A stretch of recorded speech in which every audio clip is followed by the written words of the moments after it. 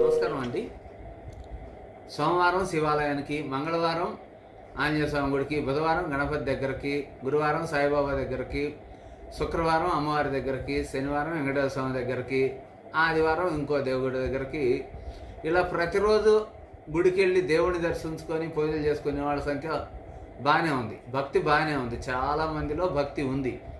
అయితే భక్తి అంటే కేవలం గుడికి వెళ్ళి కొబ్బరికాయ కట్టి హారతి ఇచ్చి దండం పెట్టి పూజ చేసి అభిషేకం చేసి రావడం మాత్రమే భక్తి కాదు. భక్తి ఇదంతా ఇప్పుడు చెప్పుకున్నదంతా ప్రాథమికం, అంటే ఎల్కేజీ యూకేజీ అలాంటిది. అసలు భక్తి అంటే ప్రతి ఒక్కళ్ళలో భగవంతుడిని చూడటం, ప్రతి ఒక్కడిని భగవంతుడిగా చూసి వాళ్ళకి ఏదన్నా ఇబ్బంది ఉంటే మనం చేయగలిగితే వాళ్ళకి సహాయం చేయడం.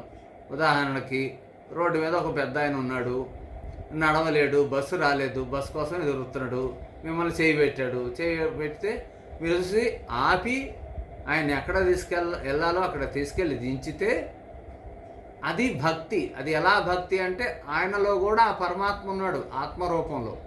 నువ్వు ఆయన తీసుకెళ్ళి అక్కడ దించితే నువ్వు సాక్షాత్తు భగవంతుడిని దించిన దానితో సమానం. అలా కాకుండా నువ్వు చూసి చూడనట్టు పోతే ఇంకా నువ్వు పూజ చేసి ప్రయోజనమే లేదు.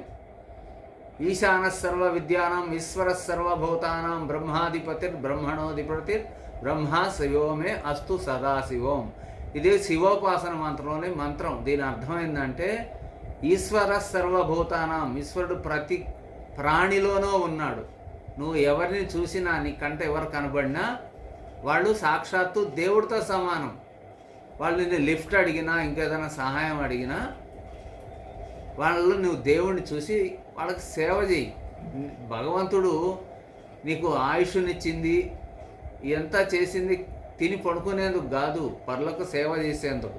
పరోపకారం ఇదం శరీరం, ఈ శరీరం ఇచ్చింది ఇంకోళ్ళకి సేవ చేయడానికి. తిని పడుకునే పని అయితే ఆ పని కుక్కలు చేస్తాయి, నక్కలు చేస్తాయి, పందులు చేస్తాయి. ఇంకా మనిషికి వాటికి తేడా ఏముంది? కనుక దయచేసి మీరు మీ బండి మీద ఒక్కళ్ళగా వెళ్తుంటే ఎవరైనా లిఫ్ట్ అడిగితే వాళ్ళకి లిఫ్ట్ ఇచ్చి ఆదుకోండి. ఓం నమః.